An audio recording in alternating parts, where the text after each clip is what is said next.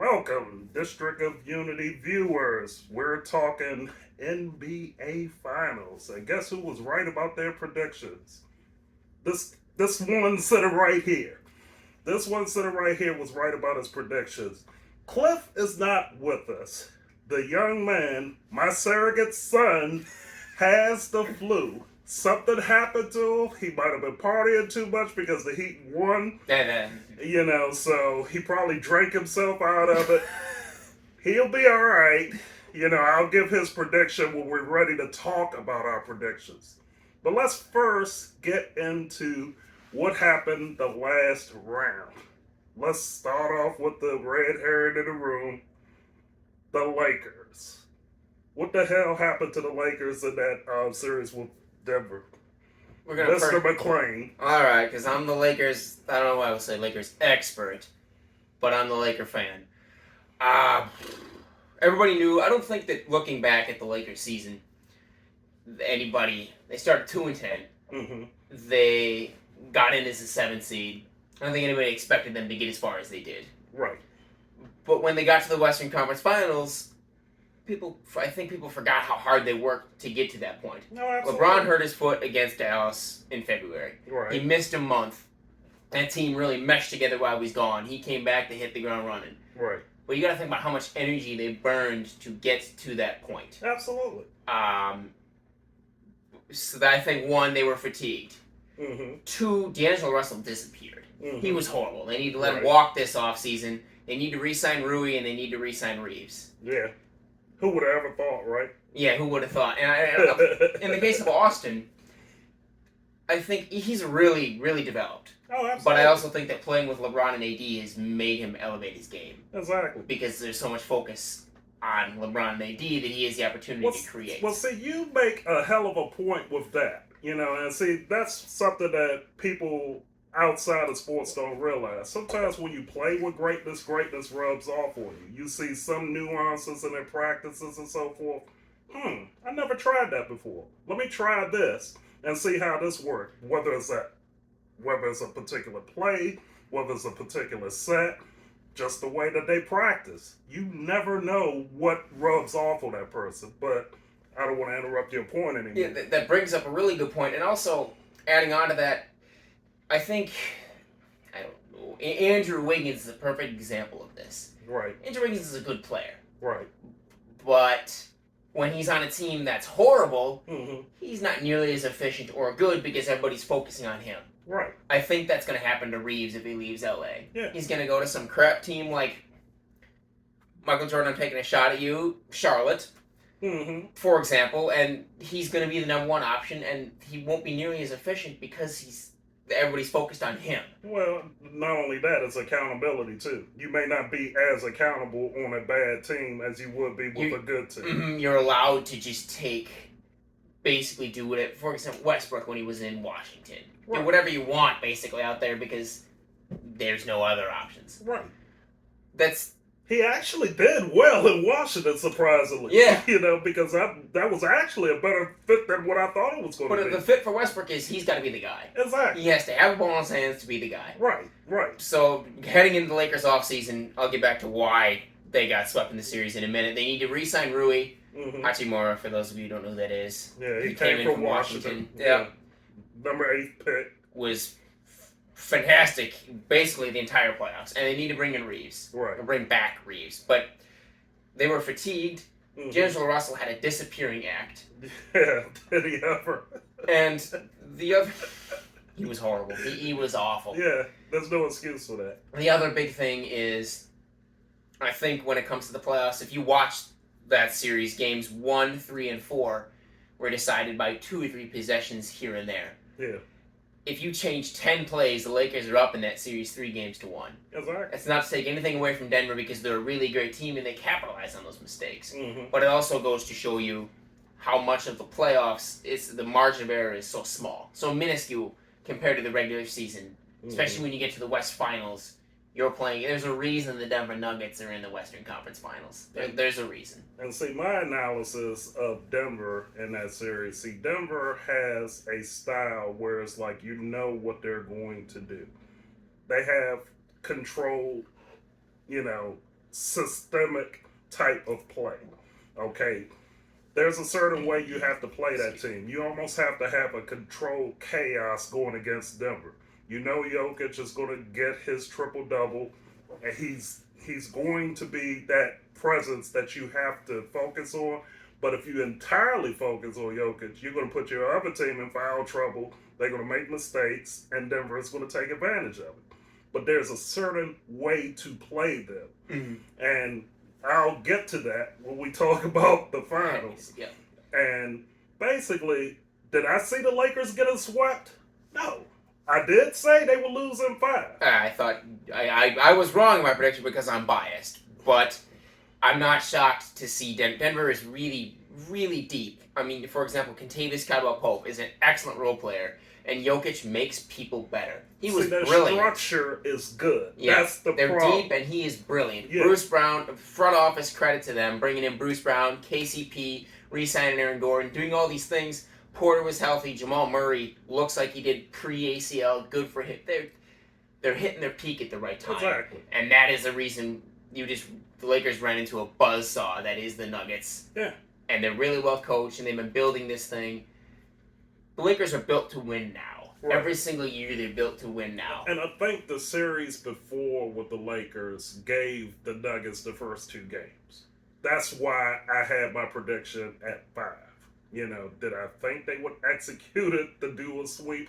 Hell no. And none of you out there even thought of sweep either. Even you people in Colorado, don't even try it then. So, but yeah, that's my analysis on Denver. It's like they have a system. Their system is well run. They are deep. And when you go against them, you have to have controlled chaos to go against them. And Lakers, they were somewhat beat up going into that series because that other series kind of like rattled them a little bit. Not rattled them like they didn't know what was going on, but it protracted the time that Denver could actually take a look at them and say, you know what, I think we could do this to them and get away with it. And it was a close sweep.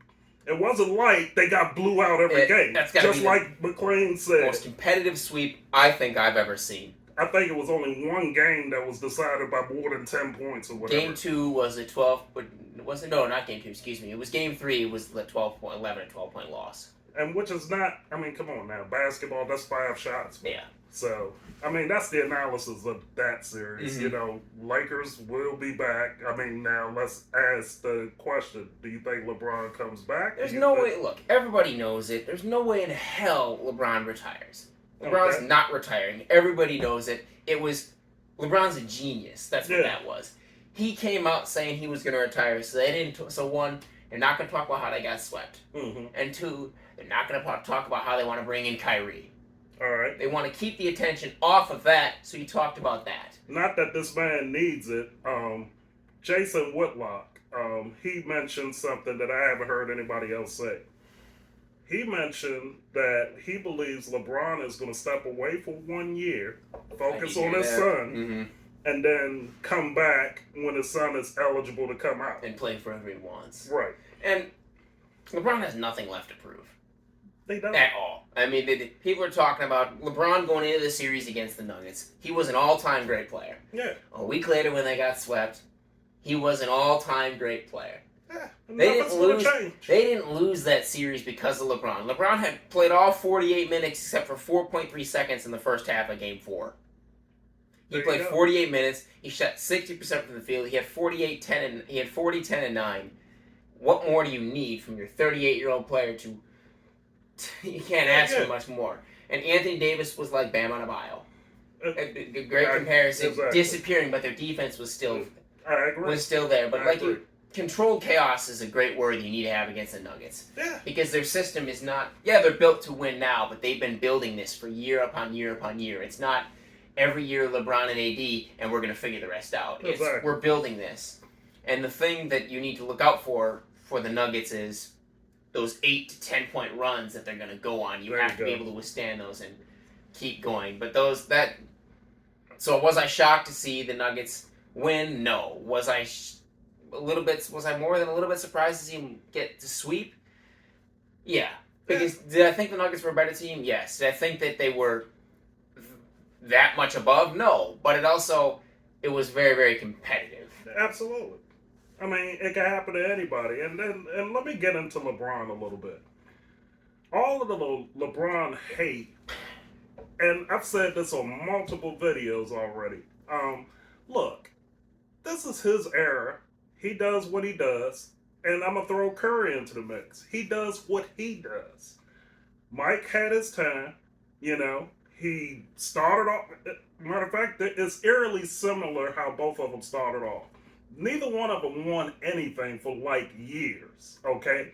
And I remember those same people that has put MJ up in Mount Rushmore were the same ones that said MJ would never win a title. They said he would never win because his style of play and the teams that he was on would never do it. Then the criticism with LeBron is, he can only win if you got Hall of Fame players around him and so forth. Dwayne Wade, yeah, and you bring up a really good point.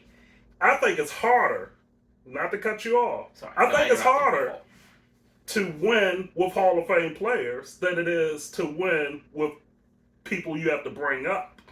Because who's going to take that last shot? Whose team is it? You bring up a really good point, because now there's a fine line between yeah, it might be harder to play with Hall, but the players that you are playing with, you bring up, they need to be good players. Absolutely. For example, Malcolm Brogdon. I know that Malcolm Brogdon. I'm just picking really good role players. Right. But Jordan, they'll talk about how LeBron joined a super team or created a super team. Jordan didn't win anything before he had Scottie. Exactly. So what's the difference between and LeBron? Scottie had to develop. Yeah. What's the difference between LeBron not winning anything when he didn't have D-Wade? Right. But that's not the point. Right. The point is, you guys watched the Nuggets-Lakers series. Those are my points of view as to why the Nuggets moved on. And I'll get into more stats as we talk about the finals matchup. But do you want to talk about Celtics, Heat, and see how the Heat got to where they are? All right. So let's start off with that. So with the Celtics Heat series, that is Jekyll and Hyde all the way through. And it's not necessarily Jekyll and Hyde with the Heat. You have to understand what I'm going to say when I say this. Heat has a lot of dog in them. Okay? And I'm not saying it like hood, like, I got my Tech 9, blah, blah, blah. I'm not talking about that stuff. I'm talking about they have that grit that you need in the playoffs. They cause controlled chaos. Okay? So, the Celtics, you had no more talented team than the Celtics going into this. But everybody had them winning the finals, running away. Here's the problem. You have too much reliance on the three-point shot with the Celtics. That killed them in this series with the Heat. They tried to play outside in instead of inside out. They have the talent to take it to the hoop. They have the talent for mid-range. They have the talent to go directly inside that paint and take over the game. And what the hell they do?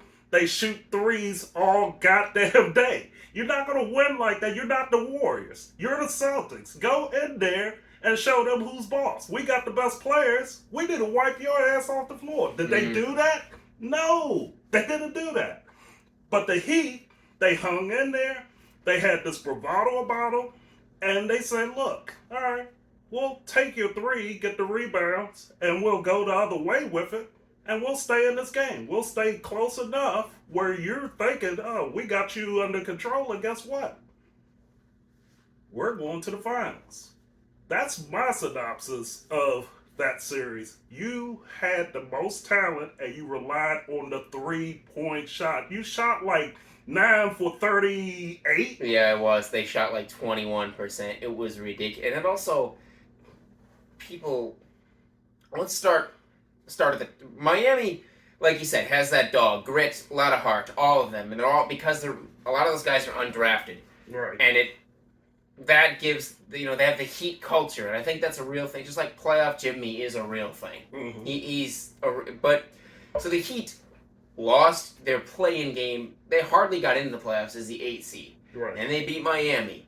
And then they beat New York was a good team, but I don't think that New York was that good. No. And I talked about, if you guys watched the first podcast we did, I talked about the Heat are going to make some noise with their defense. And their offense was the worst scoring offense in the regular season. They're now second in net rating, only behind, guess who's number one, the Denver Nuggets. Right. So the Heat have been an underdog, a Cinderella story this entire time heading into the finals. They believe, they're the underdog now. They're going to go in and say, okay, we're the underdog, but we can still win. Right. And going into the Celtics series, they thought the same thing. Right. The Celtics definitely are more talented. Tatum and Brown are way more talented. Mm-hmm. And the Heat were injured. I mean, Gabe Vincent wasn't available for Game 5. Right. And then Hero hasn't played since. That's 20 points per game that you have not had on Tyler Hero since the first round. And they made the finals And over the now here we are sitting tomorrow night, 8:30 ABC. They're going into the finals. And you look at this, people. Well, the Celtics had home court in Game 7, but there's a reason that teams heading into the Lakers and Nuggets and Celtics Heat series, teams were 0-149 when going down 0-3. After the Lakers lost, it was 0-150. Mm-hmm. Sitting here now, it's now 0-151. Yeah, I know. There's a reason that teams don't win down 0-3. Now, the Celtics were the 5th team in NBA history to force a Game 7 when they're down 0-3, but they were the first team of the previous 4 to have an opportunity to win it at home. Exactly. But there's a reason that teams down 0-3 don't win. It's really, really hard in the playoffs to beat a team 4 consecutive times. Mm-hmm. And when you're up 3-0, mm-hmm. you want to close it out. There's that urgency to get that 4th game, but there's more urgency from the guys on the other side who want to stay in it. Exactly. So that is also the reason that teams can sometimes come back. But come Game 7, the Heat knew how to beat the Celtics, and they also had the same urgency that the Celtics have been bringing that entire series. See, the thing of it is, in a 7-game series, no matter what sport, you see the hockey back here. You see, Vegas, Golden Knights. You see me with the Panthers hat on for Florida. Whenever you go up 3-0, first of all, let me tell you as a coach how to think about a series. You take that first 2. And then that 3rd game becomes the most important game of that series. Because however that comes out, if you up 3-0, you control that entire series up until the 7th game. Because you have 3 chances to get them out of there. Mm-hmm. Anybody would kill to have that opportunity to get that team out with 1 win and move on, rest, and be able to prepare for either team that you got to play coming up. So when you blow that opportunity, depending on what team you are, I could take a little bit of pressure off of the Heat for that, because I could always go back to them and say, well, we don't belong here. Yeah, you don't. Yeah. I mean, look at our roster. You have 4 undrafted players, and you have a couple of injuries that it's like, we're not supposed to overcome this. And then and they're really well coached. Well coached, organizational structure is immaculate. I mean, hell, they in that upper echelon with Boston. They're up in that upper echelon with LA. Lakers, that is. Not the Clippers. The Clippers got to earn that. And some others, because, those are the cream of the crop of the NBA. Organizational-wise. Go ahead. And you look at that, right, they're not supposed to be there. But once you're there, why do they've got that mindset of, well, we're here, let's just win the damn thing. Exactly. And they have a why not philosophy. The 4 undrafted players you brought up, one of those guys was Caleb Martin. If anybody watched that Heat series who's watching this, and they didn't check this, they watched it. Mm-hmm. Jimmy Butler won the Larry Bird MVP trophy. Mm-hmm. He won it because it's a narrative. Mm-hmm. He was, that's not a knock on Jimmy, he's the most important player. He's the engine that makes it go. Exactly. But if you take just that series against Boston, the most valuable player, the best player on the floor, was Caleb Martin. Yeah. Most consistently, it was Caleb Martin. It wasn't Bam. It was Caleb Martin. Absolutely. But the Celtics looked like the team that got blown out in Game 3. Right. In Game 7, they looked like that team. Right. And I don't think that Tatum rolling his ankle on the very first play helped. All right. He was hurt. Let me ask you, what do you attribute that attitude towards when you have a deep, talented team like Boston and you lose focus like that? Where do you place the blame, or what is your criteria for blame on that? I have my answer, but I'm just interested in... I haven't thought about that. I'm not a Celtics fan. I basically have said fuck just Boston. any team. Yeah. You know, but you got to look at it. I don't know, because they came out in that game and they never looked like they had control. After it was sloppy to start, nobody was making anything. But when the Heat took what felt like control, and with 3 or 4 minutes left in the first, it felt like Boston never got it back. Right. Who do you contribute that to? I mean, yes, they got out coached. Yeah. But can you really put it on Mazzulla? He's a young coach. He's thrust into that position. It's not up to the coach to get your guys going. True. It is your leaders. It is Brown. It is Tatum. It is Horford. Horford. Coaches don't win games, but they'll lose them for you. Yeah, but in that Game 7, I don't put it on Mazzulla. I put it on. Yeah, Tatum got hurt, but whatever he did in the locker room before the game, Horford, Tatum, those guys, they didn't show up like they were ready to play Game 7. They just showed up like they were ready to play a regular season game in the middle of January against the less than below average Charlotte Hornets. And I guess I'm taking some of Cliff's passion, because right now Cliff will be, y'all will see him like he would have never been on any other podcast. He was so animated about Miami winning this series and so forth. But I'm going to take it this way. It's like, I only blame the coach when didn't make that adjustment to tell him to stop shooting all these threes. Yeah, and that's a coaching thing, because it's like, look, we're not making them. Go inside, get fouls, do whatever you have to do to get back and take control of this goddamn game. That's how I would say it as a coach. And I never saw that with Boston.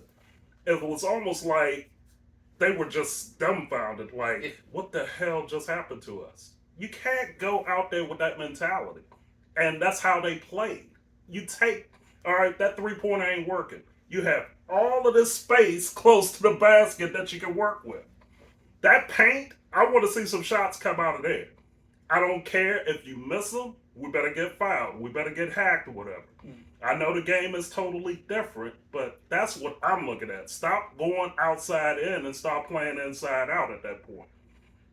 That's my take on it. That's the only thing I blame the coach on. But those star players, I shouldn't have to tell you to get up for this game. It's Game 7. You know what I'm saying? There's no excuse for you to get blown out of the Game 7. At home. At home. You're at home, and you're going against a team that has 4 undrafted players. And an opportunity to make history, the first team to come back from 0-3. Your other Boston team did it, the Red Sox. They did it against the Yankees. I mean, nobody is ever going to forget it. And you could have done it twice in 2 different sports. Yeah, Pedro Martinez was on that broadcast Monday night. Ain't That's how much they... And you make a good point. They talk about it on the broadcast too, and it's a point I forgot. Right. As a coach, if those threes aren't falling, you need to say to your players, go in there and push the issue. Whether or not you make it, I can live with a missed layup versus a... Absolutely. You can live with trying to make the officials call something, but I also think it was also Tatum hurt his ankle. He couldn't go.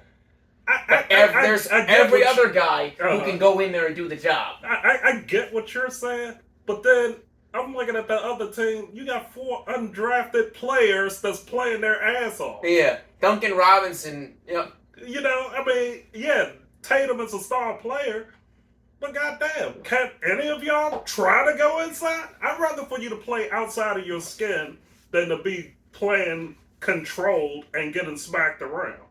So that's my analysis there. That might be thinking too old school for this, So. Do you think Boston needs to blow it up? I almost wonder if they had, even though they couldn't have had him there, Udoka, their other coach, Yeah. would that have been an issue? But you can't you can't throw in something you don't have. Um, wow, that's hard. I couldn't blow it up. I mean, but I would have to change the mentality of that team some way, shape, or form. And bring in Robert Williams is a good player, but he's always hurt. Right. Bring in another big. Yeah. Somebody who's healthy, somebody who can stretch the defense. Exactly. Because you need somebody else besides Al Horford. If you're going to keep that team, you need to keep Brogdon because, well, he also disappeared too. But he was hurt. He pulled his muscle. Mm-hmm. So, anyway. Yeah, I mean, that's a situation, and we're going back to structure and organization. That's a situation where you would need a veteran like Haslam, where he could sit there and tell these people, look here, you're better than this. You may not think that means anything, but it does. Because how much Haslam has influence over those young players that's out there? Yeah, he's basically a player coach. Yeah. So... And Boston will probably need something like that. Yeah, who would they bring in? I don't know. I mean, because Blake Griffin doesn't have the championship experience to be that guy. Exactly. That's just the example I can think of because he's on the roster. Yeah, I know. But, I mean, that's the kind of... I'm not going to put a name there because, I mean, obviously I didn't do no analysis of all 300-some players or whatever in the NBA to say who you bring in to do that. I mean, it could be an assistant coach that has that mentality. Who knows? Yeah. It could be a retired, Yeah.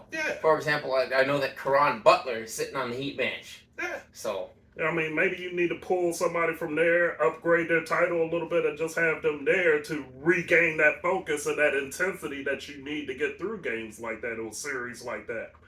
So, with that being said, do we want to get into the finals now? I think, we're ready to get in. Let's get into the... Before I, pop a blood vessel or something. But, anyhow. All right, so, did you want to start this off, or you want me to start it off? Well, do we want to give our predictions? No, we're gonna do our little analysis, and then we'll give our prediction with our analysis. Okay, works for me. All right, so the Nuggets have had 10 days off heading into tomorrow night. This is day 9. Tomorrow will be 10 days. Wow. And it's also that's a tough balance between being too rested and too conditioned. Exactly. Being rested and well conditioned. Right. And I think Malone's gonna get the team ready. And Miami did not fly home after Game 7. They flew to Denver. I know. That tells you a lot right there. I think the elevation is going to be hard for Miami because they're even lower than most teams. Mm-hmm. But Jokic that's your main focus. How do you even try to contain him without him letting everybody else run wild? That's what's hard. Yeah. So that's the Heat need to figure out that. They need to figure out how to stop, and they need to figure out how to get him into foul trouble on the offensive end, or when they're on offense. Right. Bam can't disappear like he did. He needs to be an offensive force at all times. He needs to be the clear-cut second player in order for Miami to even have a chance here. Or at least be an agitator. And because his defense has always been there, but he needs to be a threat on offense in order for them to have a chance. I mean, I'm sorry. And we've talked about control chaos. The Heat need to control Denver. They can't just let them run wild. Don't turn the ball over and give them wide open threes. Make them beat you in the half court. Exactly. And Denver is the better team. Everybody knows that. But the Heat are hungrier, I think. And no matter what happens in this series, one team is going to make history. Denver is playing in its first NBA Finals and will win their first NBA championship if they win. And the Heat, if they win, will be the first 8 seed in NBA history to win a championship. I mean, essentially, you're saying the Heat, in a normal playoff structure, if they didn't have this play-in, they wouldn't even be there right now. No, they would not. And they're the first play-in team to... Well, this year, the Lakers and the Heat were the first play-in team to even win a round. Yeah. And now this is the first play-in team who's only been around for 3 or 4 years to make it to the finals. And when the play-in game first came out, and I'm still not a huge fan of it, Well, they had to do it because of COVID and so Yeah, forth. I wasn't a huge fan. I'm still not a huge fan of it because sometimes it gets bad teams into the playoffs. Well, here's the thing. That almost shows you that anyone could win, you know, and Yeah. it's peaks and valleys in a season. And the play-in, I think because Miami and both LA went so far, actually is going to keep the play-in for future But teams. it also, this season, both those teams would have been in the playoffs without the play-in. Right. No team, like, you have not seen a 10 seed win and get in the playoffs. Mm-hmm. It's been teams that were already in the playoffs Right. that had to play their way in. Well, and it forces the higher seed not to coast anymore.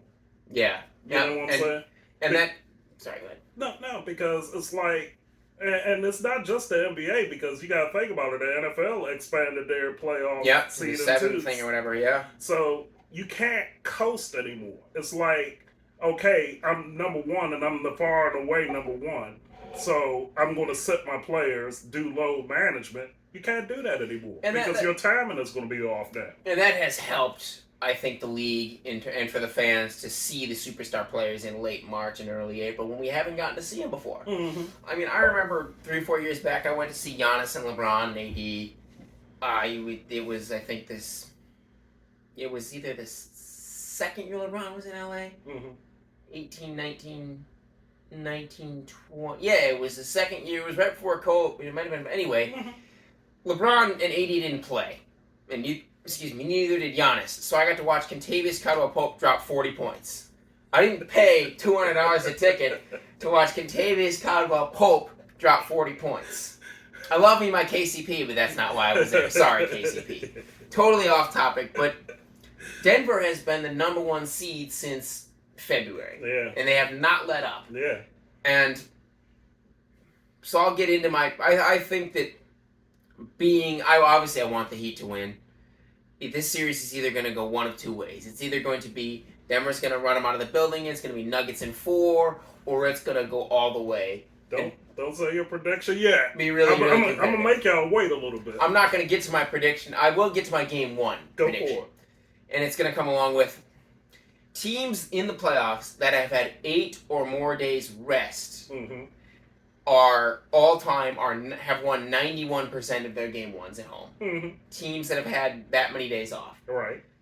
Teams that have had 9 or more days off, and it's only happened 9 times, are 8-1 all time. The only loss coming to, can you guess who? Like it was in the 90s. Was it Utah? Yep. 1998, Game 1, Utah lost at home to Michael Jordan's Bulls. That was the only time a team that had 9 or more days off lost at home in Game 1. That's the smallest sample size, 9 games. But it might have been 5 or more days rest instead of 8. But anyway, the teams that have days off have proven to win 9 out of the 10 home games. Couple that with the fact that they're in Denver in the high altitude, and Malone's not going to let that team get unconditioned. Denver wins Game 1 to hold serve to protect home court tomorrow night. And to let y'all know, we did absolutely no prep for this show, outside of what he may have done on his own or what I've done on my own. I didn't do any research. Well, okay. And see, when he asked me that question, I bet you bastards thought I was going to get that wrong because, Cole don't know what you're talking about. All you know is old school sports. You're wrong. I know sports. Okay. I just don't talk about it a lot because there's other issues going on in the world. Do you want to know here's the research that I've done for this podcast right Go here. for it. I went and got a haircut this morning, an hour and a half ago before I sat down right here. I searched a Miami Heat on Google, and it said on there, experts, predictions, blah, blah, blah, blah, whatever. And I read an article on theringer.com about the statistics that I just said to you. That's the research that I've done. The rest of this stuff, so the 9-1 and the 90% and all that stuff, that came from theringer.com. Right. The rest of the stuff is just coming from watching basketball and watching the season and all that stuff. But that statistic came from, that's the only research that I've done. The rest is just coming from up here. And then I came home for my haircut, I talked to my neighbor, and now I'm sitting right here. There you go. And I'm sure his girlfriend is going to be very happy with the haircut and so forth. Now, she's going to hate it. She's going to get a regular haircut. Oh, really? Like an actual haircut. Not a buzz, but I got a buzz cut. Well, see, to show y'all, everybody hates my goddamn head because they think I'm bald. I actually grow hair. I just keep it shaved. So that's a whole different subject. Getting off topic there. That's where the statistics came from. Mine is the same thing. I watch games. I analyze different teams and so forth. But I go a little bit deeper. I go into the structure. I look at the coaching tree. I look at the ownership tree and stuff like that. I do micro analysis. But I don't do it for the podcast. I do it because I have OCD. I mean, it's like I look at every stat possible and figure out why are they doing what they're doing. And then I look at style of play. I do the eye test because I learned many years ago in coaching that you do the eye test. All right, how does the player look in this situation? Yeah. Are they uncomfortable playing this way? It doesn't necessarily matter what the numbers say versus the eye test. Now, numbers do mean something, and it brings it just because it just hit my head thinking about it. Mm-hmm. 2 or 3 weeks ago, there was an interview and Al Horford said something about being an elite shooter. Mm-hmm. And a reporter laughed at him. And Al Horford got offended and went, "You don't think I'm an elite shooter?" The numbers say that he is, but if anybody out there has watched Celtics basketball, Al Horford is not an elite shooter. Right. Standing in the corner, knocking down wide open threes, it makes you a good spot-up shooter, but you're not an elite shooter. Right. Elite is Klay Thompson, Ray Allen, right, Stephen Curry, exactly, Mike Miller. Yeah. Who else? I mean, you can Buddy Hield. Yeah, there you go. Those guys are elite shooters. Right. Al Horford is not an elite shooter. The numbers tell you that he is, but the eye test says otherwise. Now, do you people know the difference between a shooter and a scorer? A lot of them don't, because they'll take the shooter as if he is a scorer. A scorer is somebody that's constantly putting up numbers. That doesn't mean that they're spotted up for threes. That doesn't mean they're taking, mid-range shots. That doesn't even mean that they're doing layups all the time. They just score. A slasher is somebody that always goes to the rim. You see what I'm saying? This guy right here was an all-time great slasher. There you go. Russell Westbrook is a slasher. Exactly. You want to talk about straight-up scorers. Devin Booker is a perfect example. Right. Does nothing else on the basketball court, mm-hmm. but scores the basketball. What would you consider LeBron? Playmaker. All around. Okay, I'll give you that. Tyler Hero, scorer. Mm-hmm. Nothing else. Straight scorer. Right. And there are other guys that I'm missing off the top of my head because it's not the point of the time. Not the point. But anyway, yeah. We're just talking about terms, that's all. And, there's certain terms that people think and they attribute to a certain player that's not even close to it at all. And then you have, of course, the three-point shooters where it's like they shoot this astronomical percentage from three, but boy, you would not want to see them go to the basket. Duncan Robinson, for example. There you go. Fantastic shooter. And he showed flashes of being other than a shooter this series, but it's off of his everything he's created from his three-point shot. Mm-hmm. You might get a little layup in there, but that's because there's three guys running out to run him off the line. Mm-hmm. He's not going to beat you off the dribble and score a layup. All right, so I'm hearing, some Cuban Nita somewhere saying, "Carl, you can think off topic." All right, yes, we are off topic totally. All right, agree. So back on Denver, Miami. All right, so here's my analysis with Denver and Miami. Basically, Denver has a systemic way of playing. They have a deep roster. They're very good. They usually go 7-8 deep or whatever. Here's Miami. They're that bowl in a china closet. How they're going to win this series, now, I'm not giving a prediction, but they're going to have to get Denver off of their game. And the question becomes, are you going to focus on Jokic or are you going to focus on others? And that's the same way, and I'm going to use an old school reference, how the Pistons used to play the Bulls in the playoffs. I'm talking about the bad boy Pistons against MJ. Do you let MJ go off? And then you passively, aggressively go after him? Do you take a passive approach to MJ and let him completely go off and you beat up Pippen and other players? That's what Miami has to decide with Jokic. Mm-hmm. Do they want to totally put their energy in one guy and let the rest of the team beat him? Or are they going to passively, aggressively get the turn, meaning that we're going to mess with him a little bit. We're also going to... Yeah. Right. And the thing that's hard with Denver is, and I think they're going to do a little bit of... They're going to throw some different things at them. They're going to be in that zone. They're going to throw different defenses at Denver. Bam needs to be a pest. Absolutely. In order for them to have a shot, this guy right here needs to be a pest to Jokic. Jokic just read my mind. He's going to get his. Mm-hmm. He's going to. Yeah. But the problem with Denver is they're so deep, you can't just completely shut down Jokic and let the other guys beat you, because they will beat you. Absolutely. Jamal Murray will make you look like a fool, and he will cook you. Absolutely. He will absolutely obliterate you. Yes. And in the Celtics series, they didn't have Jimmy always on their best player. Right. I think against Denver, it's going to be Jimmy Butler locking down Jamal Murray, and Bam needs to bother Jokic.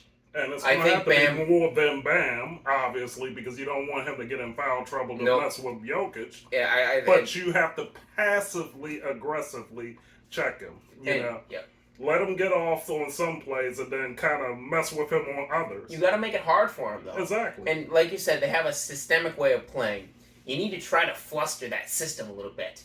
And you don't do it consistently, though. See, that's the thing that I'm trying to get at. Because, see, if I'm going to guard you hard, you're going to start expecting it. Mm-hmm.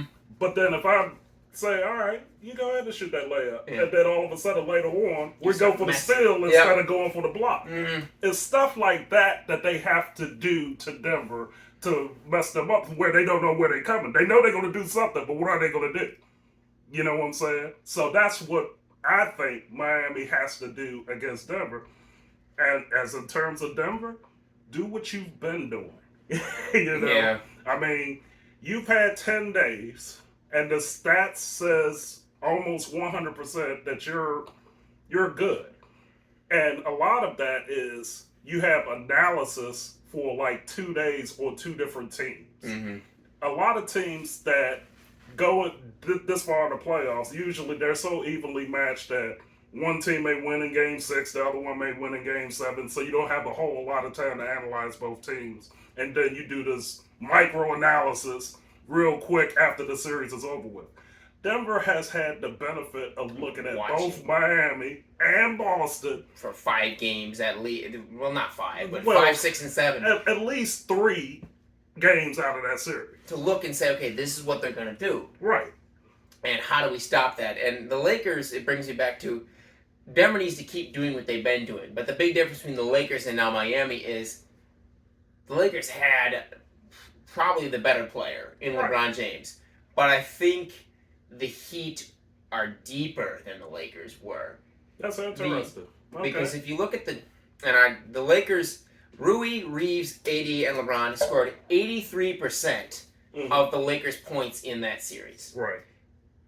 That's really top heavy. 4 guys. Yeah. The Heat are not top heavy like that. They've got guys. Once you stop Jimmy, you need to worry about Gabe. You need to worry about Bam. Then you got to worry about Caleb. Yeah. And then you have Kyle Lowry coming off the bench. Those guys. So they're very deep. And for me, the most important player in this series, and I keep talking about him, is Bam Adebayo. Yeah. He needs to be the player that Heat fans and NBA fans have seen him to be. And it's going to be hard, but I think he can beat Jokic offensively. Mm-hmm. And the Heat also need to attack Jokic in the screen and roll. Mm-hmm. The only negative defender Jokic has not been horrible defensively. He's not been great, but he hasn't been horrible. Right. The only negative defender that the Nuggets have is Jamal Murray. Yeah. And LeBron attempted to hunt him on switches.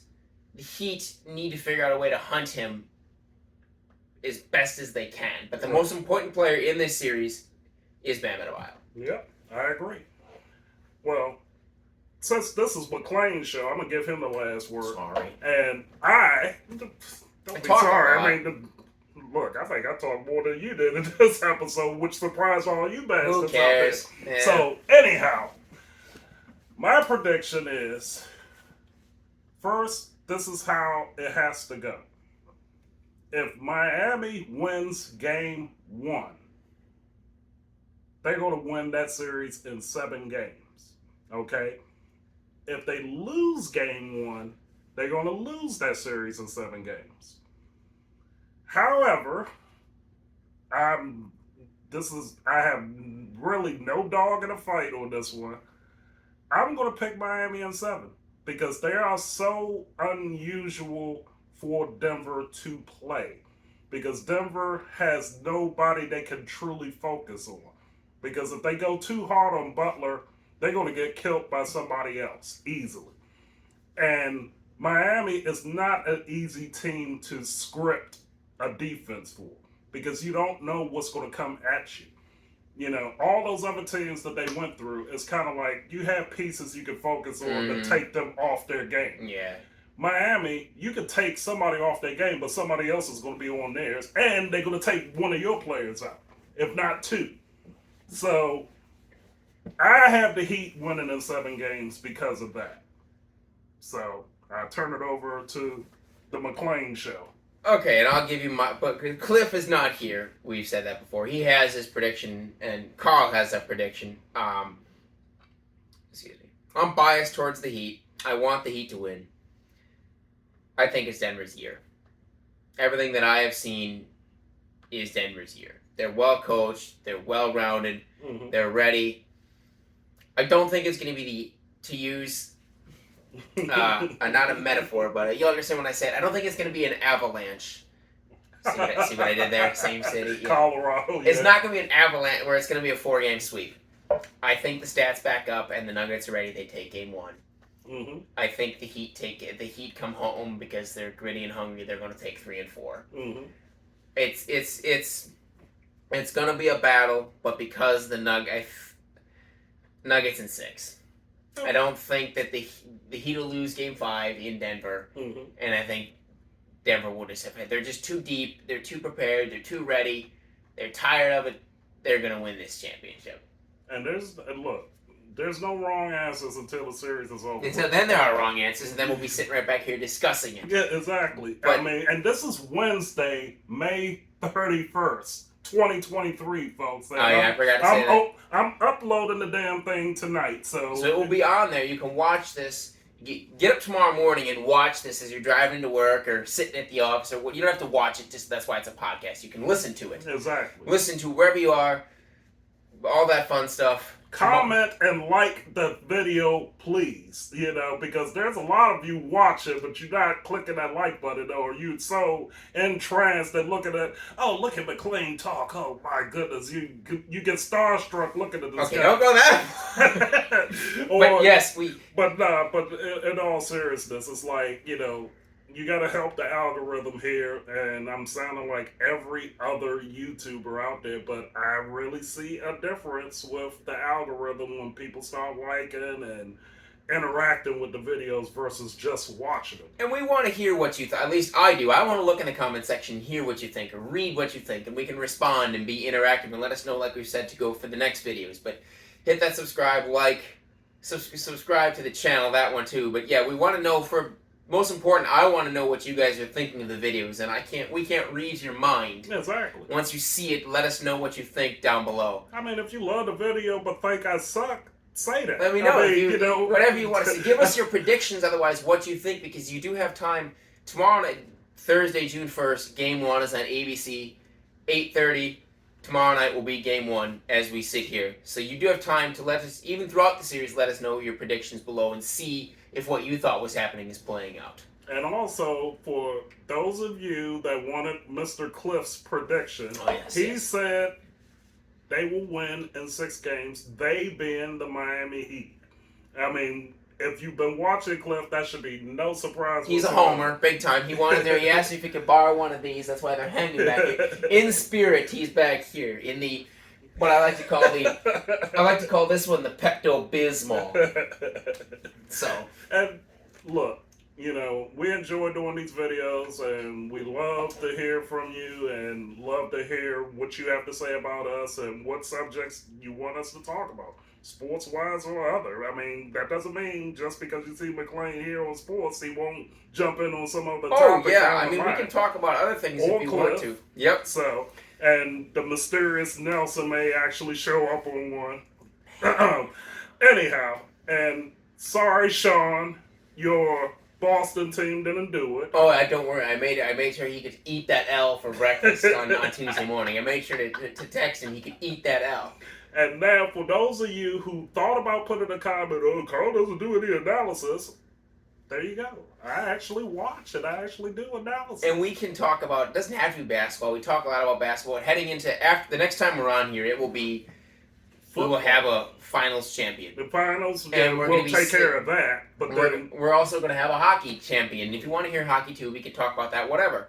But it will be, what, middle of June? Pretty much. So it'll be OTAs almost kicking off. Oh, yeah. Baseball will be in the full swing. We'll be looking at early MVP candidates for the baseball. Also, who all-star predictions, all that fun stuff. So it's going to be the summer months. We're not going to talk about the WNBA because nobody talks about the WNBA. Look, let me say this real quick about WNBA. Look, that's first of all, I've had women jump down my rear end about not talking about WNBA and so forth.